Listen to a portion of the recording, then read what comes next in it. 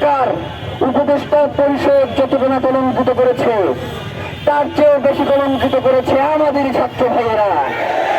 সুতরাং ছাত্র জনতা বলতে যদি শুধুমাত্র একটা দলকে বোঝানো হয়, এইটা ভুল, এইটা আমরা মানি না।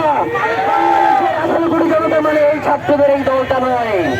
বাংলাদেশের 18 কোটি জনতা মানে বাংলাদেশের 18 কোটি ছাত্র জনতাই। তার সুনির্দিষ্ট কোনো দল নাই।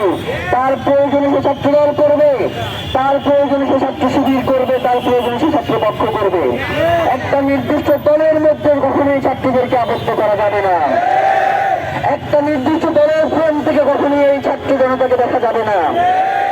ভাইয়েরা, এখন একজন আসে, এতদিন তার উপদেষ্টা ছিল না, পদত্যাগ করবার বলে আইসা বলে আমরা লাশ ফেলাই দেবো, আমরা নতুন কইরা শুরু করবো, এই হারাম যেন দেবো, আগে শুরু করতে গেলে এখন খুব নতুন কইরা শুরু করবি। ভাইয়েরা, কথা খুব পরিষ্কার এবং আপনাদেরকে পরিষ্কার থাকতে হবে। ওসমান হাদি যখন আন্দোলন করছে তখন বলে নাই যে এই হাদি কিনা, বলে নাই 5 আগস্টের আগে তার অবদান কি, বলে নাই এই যে কি দিল্লি দিয়ে কেউ বলছে,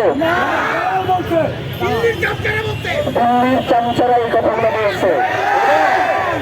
এবং এখনো বিভিন্ন ভাবে শহীদ ওসমান হাদির এই শাহাদাতকে তারা বিভিন্ন ভাবে যাতে একটু কালার করা যায় সেই চেষ্টা করে যাচ্ছে।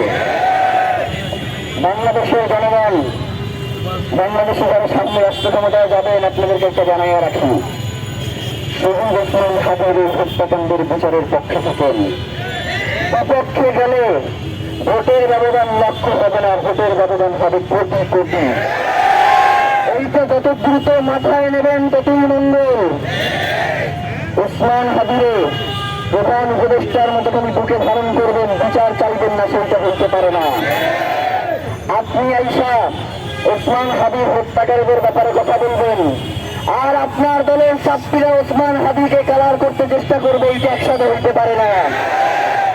যখন আপনি আপনার দলের নেতাকর্মীরা ওসমান হাদিকে নিয়ে বিভিন্ন ধরনের কুচ্ছা রচনা করে, সেই ব্যাপারে যখন আপনি কোন ধরনের কথা বলেন না, তাদেরকে বহিষ্কার করেন না, তখন তো আপনি, আমরা মনে করি যে এই কথাগুলো আপনাদের মাধ্যমেও যায়, এই কথাগুলো আপনারাই শিখিয়ে দেন। নয়তো বাংলাদেশের কোন রাজনৈতিক দলের তৃণমূল পর্যায়ের কোন নেতাকর্মীর সাহস নাই যে আপনার বিরুদ্ধে গিয়ে, আপনার মতের বিরুদ্ধে গিয়ে সে শহীদ ওসমান হাদিকে কটূক্তি করে।